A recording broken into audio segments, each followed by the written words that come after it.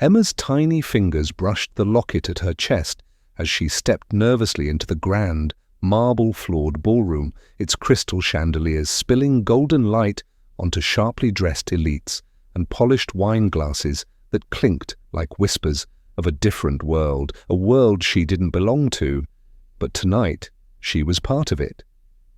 Her simple sky-blue dress fluttered around her knees, her hair neatly braided by her mother just hours earlier, but it was the necklace, delicate, antique, glowing like history itself, that truly set her apart. Given to her that very morning by her great-grandmother Rose, whose voice had cracked as she fastened it around Emma's neck, the locket was more than jewelry. It was the final thread of a legacy wrapped in silence, loss, and unspoken longing. "They need to remember us," Rose had said, her voice soft as dust, her fingers trembling, not from weakness, but from the flood of memories buried deep within her fragile frame. Emma hadn't asked questions, but the way Nana looked at the necklace like it was a living part of her soul made her promise she'd wear it with pride. As she entered the gala, heads turned, not for her clothes or shoes, but for something else, something timeless in her presence, like a ghost walking gracefully through chandeliers and tailored tuxedos. The necklace shimmered beneath the lights, catching the attention of people who didn't know its story but felt its pull, like a secret no one could name. Emma held her head high, even when whispers followed her steps, because something deep in her heart told her this moment mattered.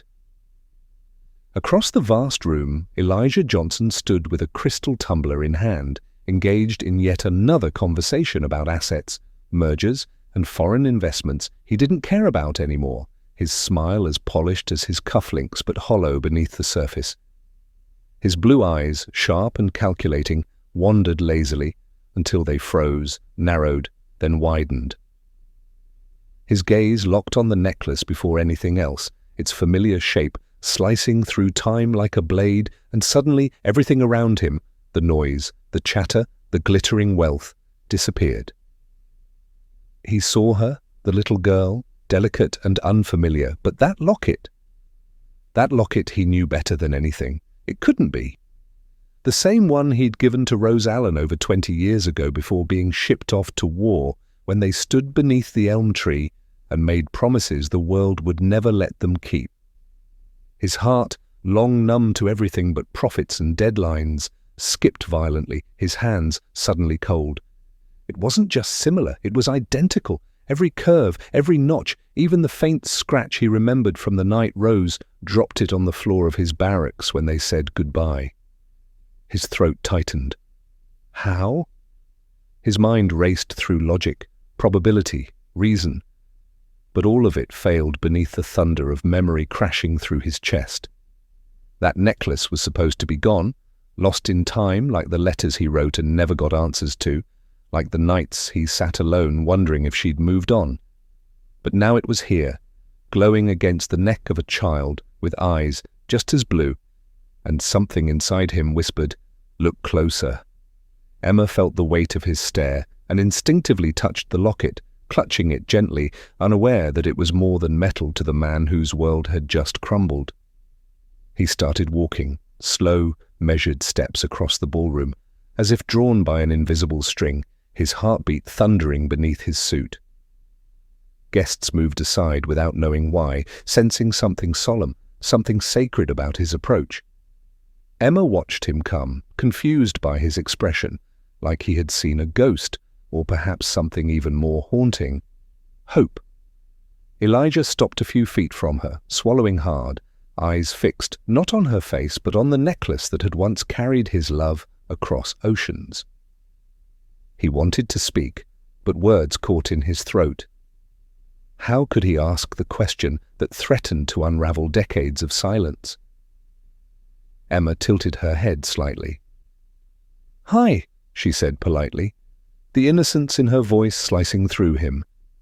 Elijah's lips parted, but all he could say, barely above a whisper, was, "Where did you get that?" Emma blinked, taken aback. "It was my Nana Rose's," she said softly, fingers still on the locket. "She gave it to me this morning."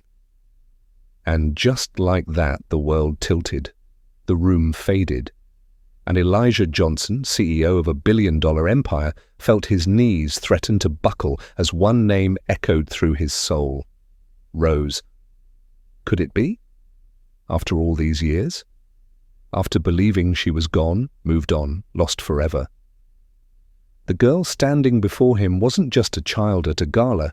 She was a message from the past, a heartbeat he thought had stopped, a story not yet finished. And in that instant, everything he had built, every dollar he had earned, every title he carried, none of it mattered compared to the locket she wore and the truth it might hold.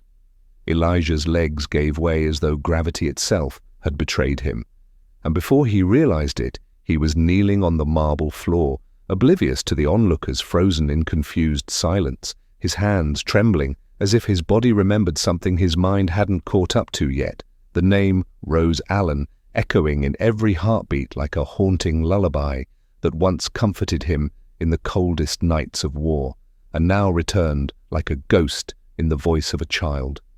His breaths came shallow, uneven, eyes locked on the little girl, as if she held the answer to every question he had buried under boardrooms and balance sheets, and for the first time in decades, Elijah Johnson, the polished, untouchable business icon, looked utterly human, broken open by the gentlest whisper of the past.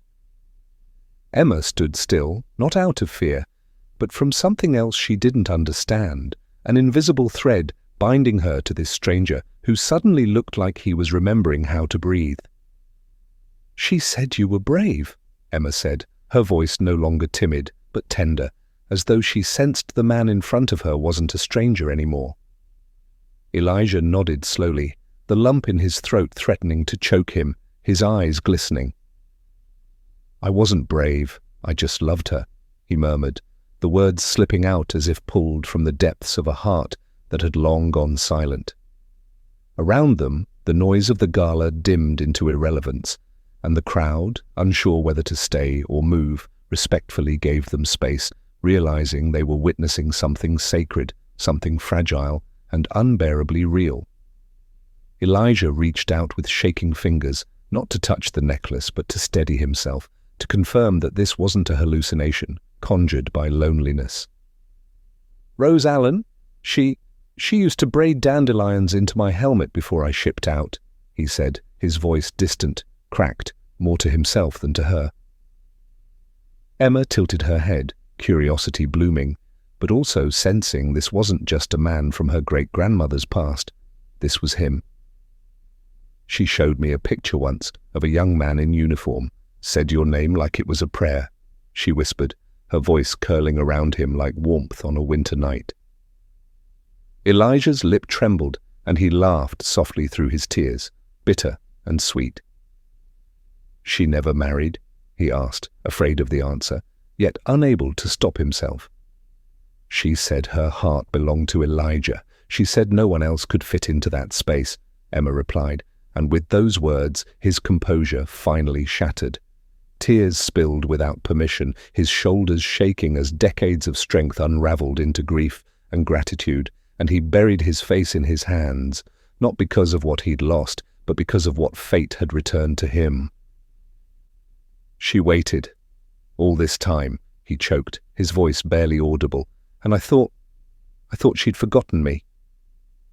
Emma knelt beside him instinctively, not out of fear, but something deeper.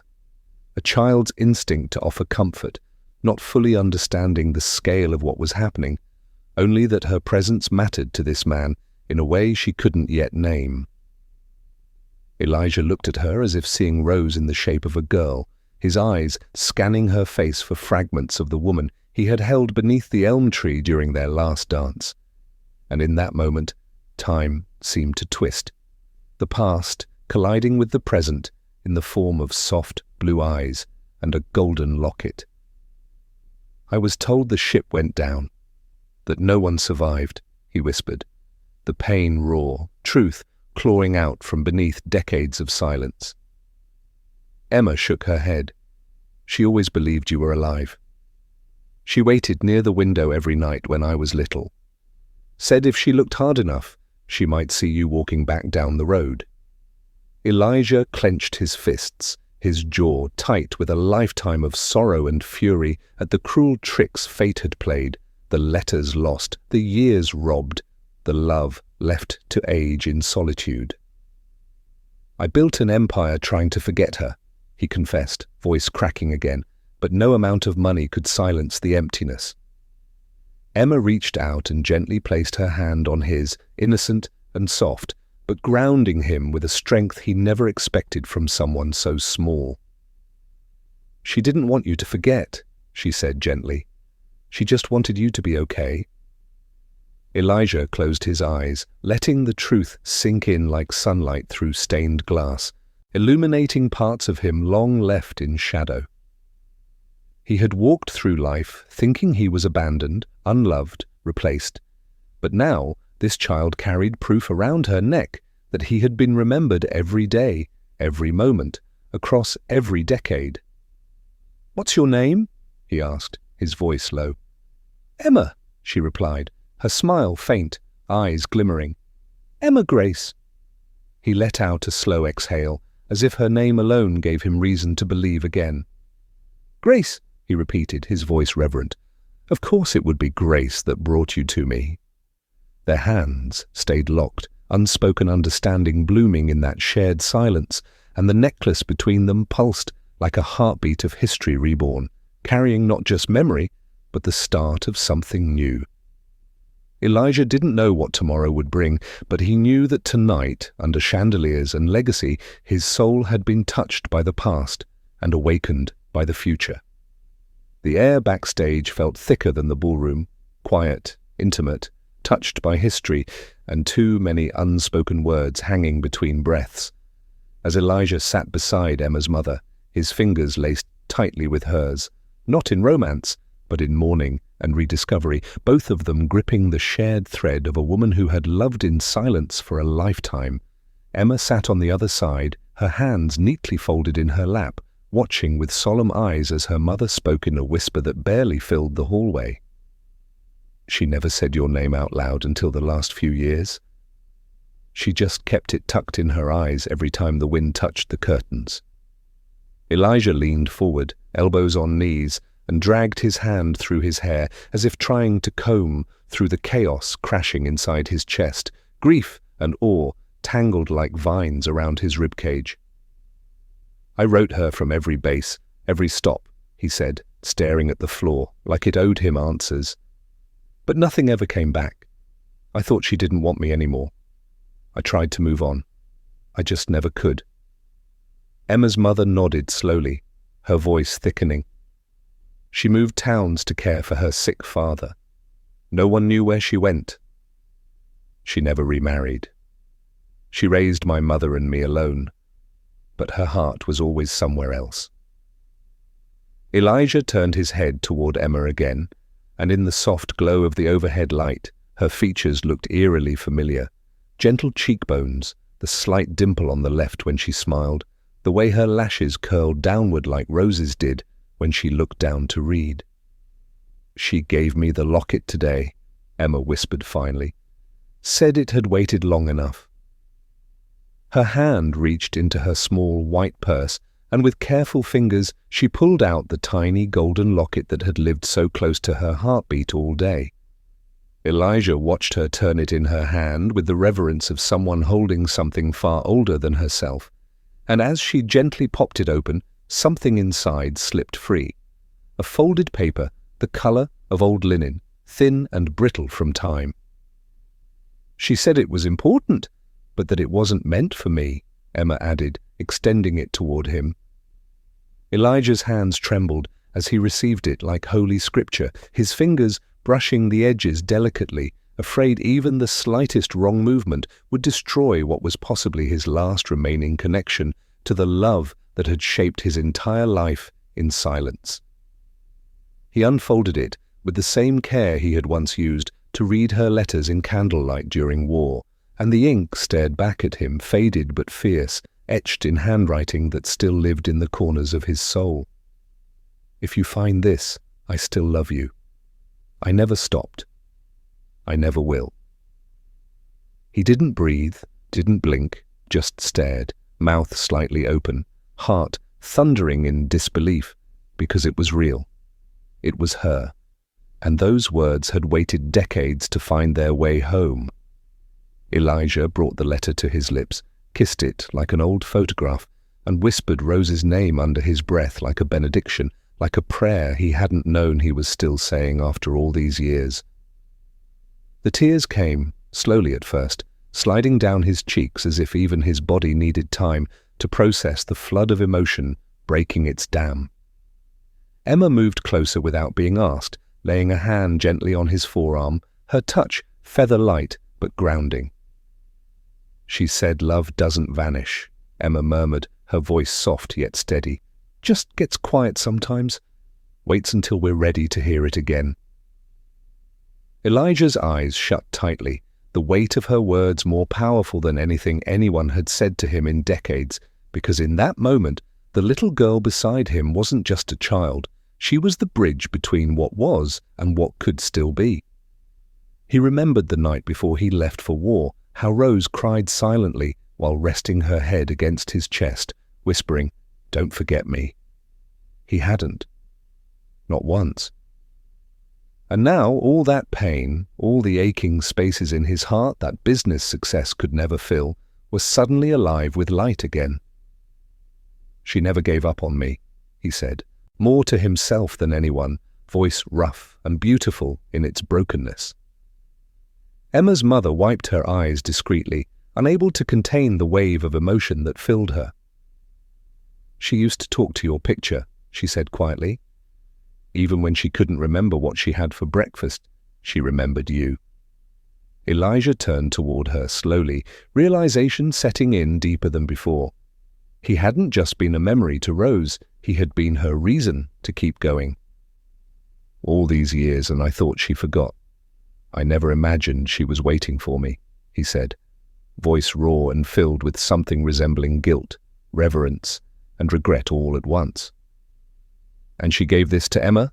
he asked, nodding toward the locket again. Emma nodded gently. "She said it would find its way back to you when the time was right." The silence that followed felt sacred, like the world itself had paused to honor the reunion of hearts separated by time, but never truly apart. Elijah looked at Emma again, eyes red but filled with something new. Purpose, maybe even hope. "Thank you for bringing her back to me," he said softly. Emma gave a tiny smile, the kind that seemed to carry generations of women behind it. And in that sacred space, with a folded letter in hand and the weight of the past finally lifted, Elijah knew that buried love wasn't lost. It had simply waited for the right soul to carry it back into the light. Elijah stood in the quiet hallway, hands still clutching the letter, as if afraid it might vanish, when Emma's mother gently placed a hand on his shoulder and said, "She's here, if you want to see her." His eyes, swollen and glassy, widened with both fear and yearning as he nodded silently, his legs moving before his mind caught up. Every step toward Rose's room, a journey through decades of longing, unanswered questions, and the ache of a love that never fully died. When they opened the door and wheeled her out, the hallway held its breath. The sound of rubber wheels against tiles seemed to echo through time.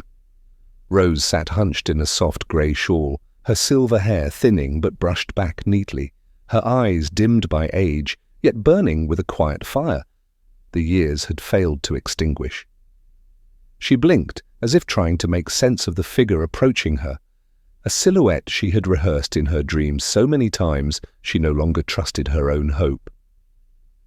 Elijah's voice cracked before his knees hit the floor beside her. "It's me, Rose. I came back. I never gave up on you," he breathed, his hand finding hers, rough and thin and frail, yet still strong enough to tighten around his fingers with trembling resolve. Her lip quivered and a tear spilled from the corner of her eye as she whispered, "I waited. I kept hoping, but life kept moving, and I had to let time lead." Elijah brought her knuckles to his lips, pressing a kiss into the skin that once held his youth, and the moment stretched endlessly, as if time itself bowed to them. I looked for you everywhere. After the explosion, I was in recovery for months. When I got back, they said you'd moved, and no one knew where. Rose nodded, her breath shallow. I never knew you survived. I thought the war took you. A heavy silence settled between them, not awkward but holy, a silence filled with everything they never got to say, everything too sacred to rush. Elijah pulled the necklace gently from Emma's neck and placed it into Rose's palm. It found me, he whispered. Through her. Rose closed her hand around it, and for a moment the years seemed to fall away, and they were once again two young lovers under an elm tree, promising to find each other no matter what. I passed it to Emma, she said softly, because I knew love finds its way home. Emma stood silently behind them, watching this quiet miracle unfold, her heart stretched between wonder and warmth as she realized she had been the missing link in someone else's love story. Later that night, Elijah sat by Rose's bedside, their hands never separating, as she recounted her life story in fractured memories, raising her daughter alone, battling illness, working 3 jobs, holding on to the necklace like a lighthouse in a storm, never telling anyone the full truth about the soldier who once stole her heart. Elijah listened, without interrupting, devouring every detail, as if each word filled a space in him he didn't know was empty. At one point, Rose turned to him with a fragile smile and asked, "Did you ever marry?" He shook his head slowly, eyes locked with hers. "I tried, but my heart was never free." Her smile deepened, sad and satisfied. "I guess we were both haunted by what could have been." Emma, sitting at the foot of the bed, looked between them and finally asked, "Does that mean I'm family now?"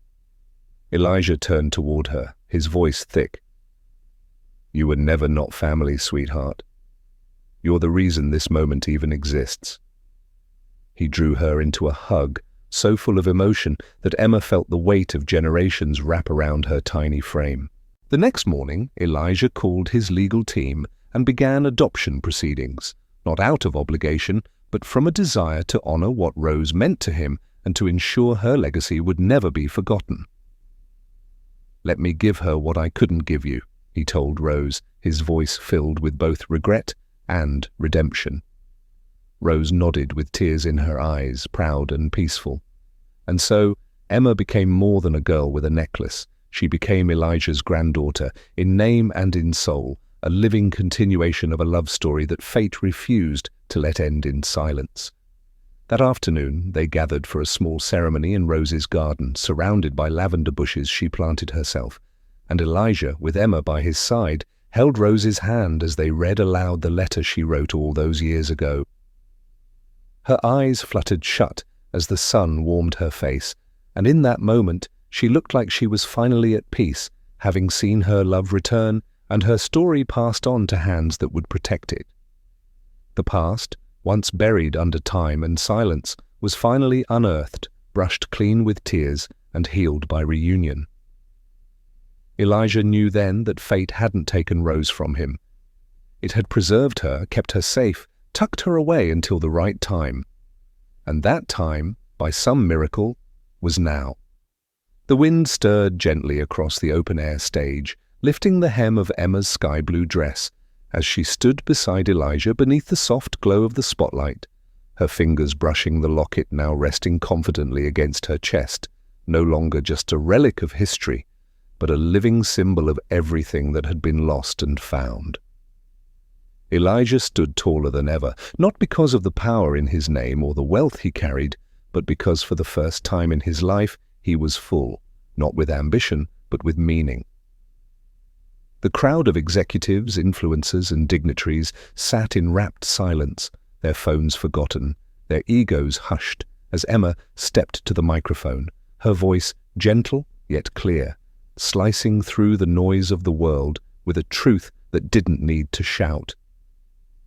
"This necklace," she began, her hand gently touching it, "was given to me by a woman who believed in love more than she feared loneliness. She waited a lifetime for someone who never stopped loving her, even when the world told her he was gone.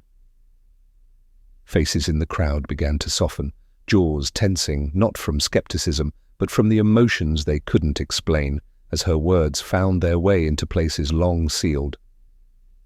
"It isn't gold or diamonds that make it precious," she continued, eyes shining. "It's the promise inside it, a promise that survived war, silence, and decades of not knowing." Elijah stepped forward then, placing a steady hand on her shoulder, his expression humble, no trace of the cold mogul he once was. "I spent years building towers of glass and steel," he said softly, his voice carrying more weight than any keynote speech he'd ever given. "But I forgot to build bridges between hearts. Love. Love finds us not when we're looking, but when we're ready."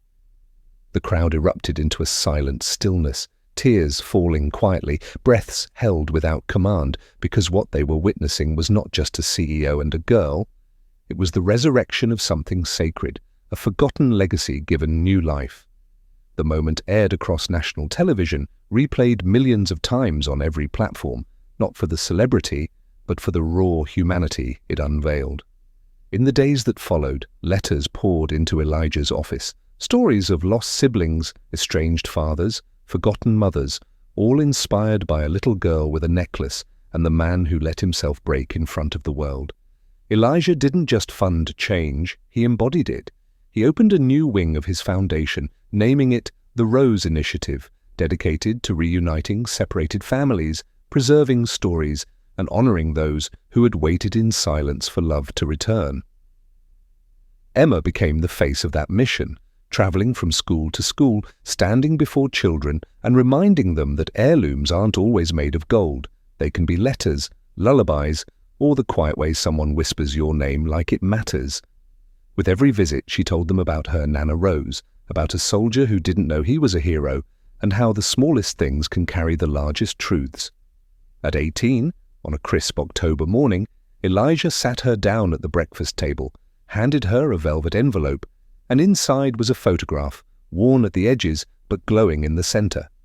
A young Rose, smiling tenderly, holding baby Emma's mother in her arms beneath that old elm tree.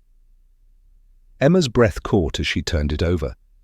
Written in Elijah's hand were the words, "Some heirlooms don't just pass down jewelry, they pass down love and the power to change a heart." She cried, not because she was sad, but because she finally understood the full weight of what she carried. Years passed, but the story lived on. The locket stayed with Emma, not locked in a case, but worn proudly, its chain now strengthened by time and memory. She gave speeches beside Elijah, now older but content, smiling with the serenity of a man who had finally come home to himself. Children came to her with questions, mothers hugged her with tears in their eyes, and people who had long stopped believing in miracles found a little light flickering again. Emma wasn't just Elijah's granddaughter by law, she was the embodiment of his second chance, the living chapter of a love story fate refused to let fade. And on quiet evenings, she would sit with Elijah on the back porch, watching the sky stretch pink and gold, locket in place, his hand resting over hers, no words needed, just the gentle comfort of two souls who had healed together. In the end, the necklace didn't change everything by itself. It simply reminded them that love, when held long enough, always finds its way back. And in that truth, they didn't just rewrite history, they gave it a new ending.